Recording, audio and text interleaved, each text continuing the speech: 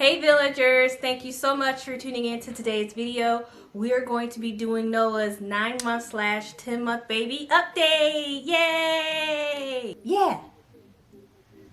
As you know, 9 and 10-month-olds are very busy, so we're going to keep this short and cute. If you saw the 3 and 6-month baby videos, you know that we last left off on discovering that he had a tongue tie. And this was because when we went to the 6-month pediatric appointment for him, we noticed that he was not eating solid foods. We got the okay at the 3-month baby update to introduce solid foods to him, but he was disinterested. So that's when we took him to a specialist around the 6th, 7th month mark, and we discovered he had both a lip and tongue tie. From the about, I would say, closer to 7 months to just recently, about a month ago, we were doing mouth exercises to prepare him for his procedure. I have a series during October regarding his procedure, so all you have to do is I will put it up here in the cards, and I will also put a link in the description box below so that you can check out how his whole lip and tongue tie procedure went. So that was like the major thing that happened between 6 and 9 months, was just getting his lip and tongue tie corrected. Also, things that he now does.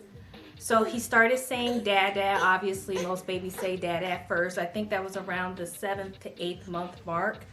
Then mama came pretty shortly after. So now he just says dada and mama for pretty much most stuff. Like if he's hungry, he'll say da, da, da. And if it's something that he wants to do, he'll do ma, ma, ma. That's kind of how we are able to distinguish who he's, I guess, trying to talk to. But he's very talkative. The thumb sucking, actually, he's been a thumb sucker, but it has increased since he's had his procedure. We had to remove the pacifier from his repertoire because of how his particular lip and tongue tie procedure happened. He can no longer have a pacifier, so the thumb has become a substitute for that. I was also a thumb sucker, so I kind of expected that one child or another would have would be a thumb sucker. So he is that child. He ain't want to be up here no more. So if I keep looking down, it's because Noah is on the floor and Cooper has entered the building. Actually, I'm going to show you, because another thing that started happening in the, I would say, 8 to 9 month range is that Cooper and Noah play with each other now. Well, they're not doing it right now, but I'll definitely make sure to get a little bit of footage before this update is over with. But what we have done is that we kind of taught Noah how to play with Cooper. Around the 7th month mark, he would start trying to grab for Cooper. And so we had to say, no, you have to be nice. And Cooper would like start licking Noah. So we had to tell Cooper, oh, you can't lick him here, but you can lick him on his hands and his feet. And now that Noah is 10 months old, they just lick and play and do whatever they have to do. But we do monitor them to make sure that it's not getting dangerous or anything. But Cooper's breed in general is not the type of breed that we would have real concern with him with children, especially because Cooper was still a puppy when Noah was born. But I will always tell any parent, make sure you are monitoring your babies and your dogs or any animal that you have around your child. Ultimately, it's your responsibility to make sure that your child and your pet are not in danger. But that's just something that we are very mindful of when Cooper and Noah are playing with each other. They're only 15 months apart, so they're both still puppies. Cooper is officially a puppy until he's 3 years old. He's 2 now. If you're following me on Instagram, which you should, I'll link my Instagram in the bio description below. You'll see that in my stories, I have that Cooper and Noah are constantly playing all the time. I also have a reels of them two being next to each other because they're best friends. So definitely make sure you are checking that out, okay? Noah is very independent, so he started doing independent play around the 7-month mark, and a lot of that had to do with the fact that after my maternity leave ended when I was 6.5 months postpartum, I had to go back to work, obviously because of the pandemic. I'm working from home, but I had to start establishing a little bit more boundaries between myself and Noah throughout the day. So he knows how to play by himself for the most part. As long as he's like full, he's able to play. And then I also will take, mini breaks because I know I have to feed him and change him and play with him throughout the day. But he's definitely okay with playing by himself for a short amount of time, which is good. He does watch TV. He loves Madagascar as well as Sesame Street. Those are the two primary programs that I have playing throughout the day. Most recently, because of the election, he was watching that. But other than that, he's mainly just watching Madagascar and Sesame Street. He's in size 3 diapers, and we've moved him from... That's just Noah. We moved him from the real infant diapers to cruisers. So the difference between the infant diapers or like baby diapers and cruisers is that they have more flexibility in the straps on the side. It allows them to move more freely versus the real baby diapers that are kind of solid on the side because they're not, they're not moving around that young anyway. And we're back. I would say the next thing that has happened is Noah's hair has grown a lot. So I've started putting leave-in conditioner in his hair. As you know, in his between the 3 and 6 months of his life, he was wearing a baby helmet because he was starting to get a flat head.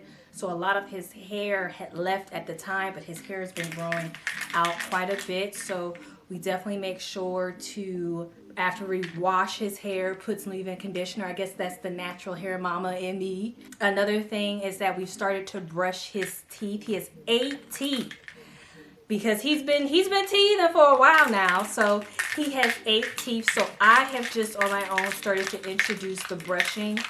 We do it twice a day, and because of his age, he can't have toothpaste with fluoride.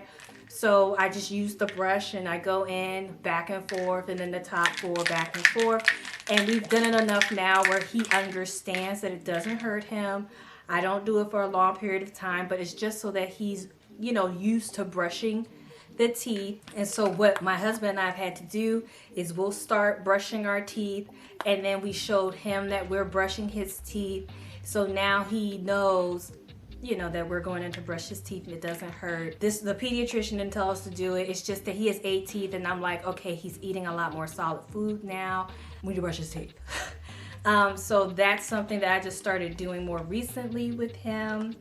He's still drooling a lot, and I think it's just because he's been a heavy teether since he was 2.5 months.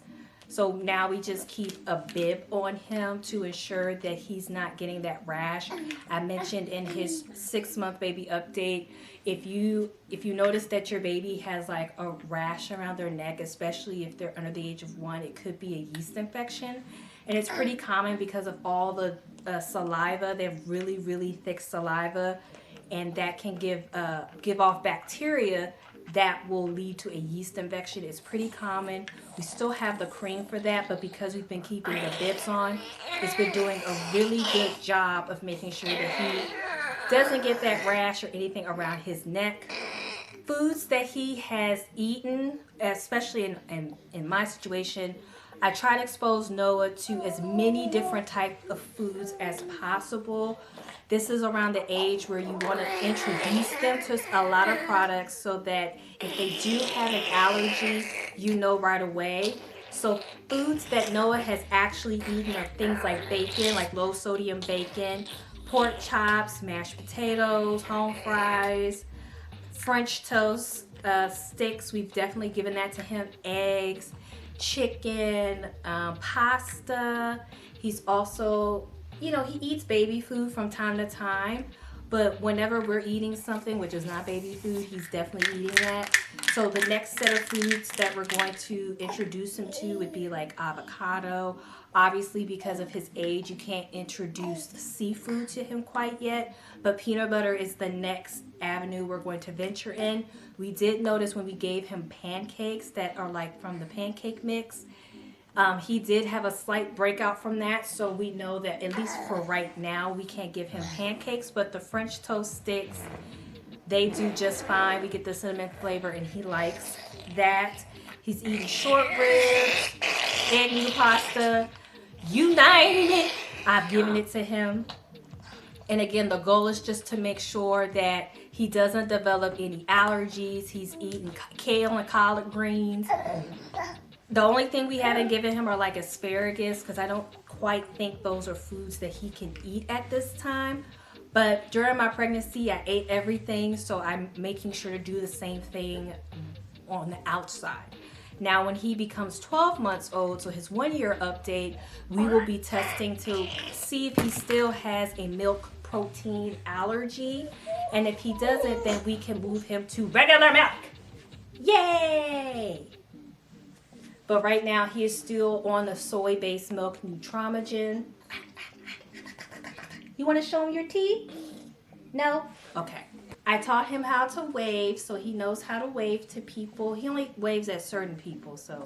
You gonna wave to the camera? No. He only, yeah, you wanna clap?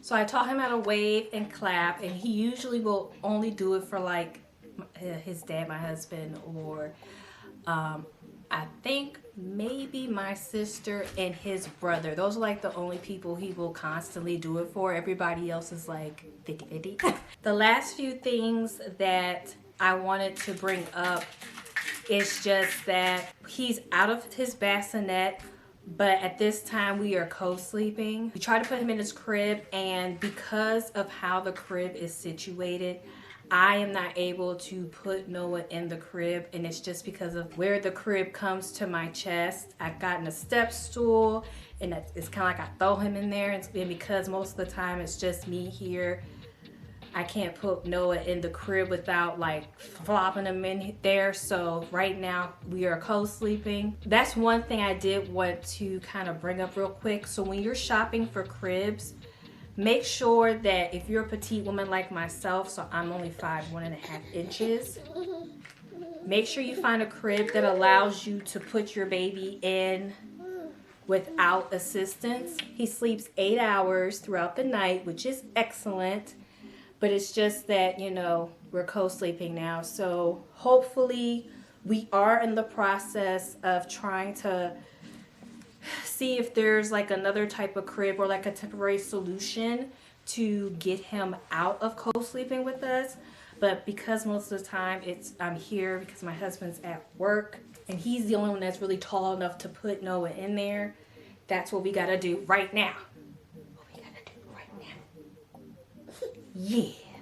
So that's it for the 9-month/10 month baby update. As you can tell, Noah is out here. If you're not following me on Instagram, you should. What's the matter? You should. I have a whole series that's called Noah Chronicles, where it's just Noah being Noah, and he's pretty hilarious. He's pretty popular on my YouTube channel. I also have blog posts about some of the milestones, including like how to do independent play and other important topics based on his age. So you should definitely make sure you're checking out my blog, which is also linked below. And finally, I have an ebook, which is called 7 Time Management Tips All Moms Need. And it's pretty much a checklist of how to reclaim your time after you've had a baby. So all that information is going to be in the description box below. Make sure you check all those things out. Thank you so much for watching today's video with your boy Noah. Yay! And we'll see you next time. Say bye. Take care. Bye.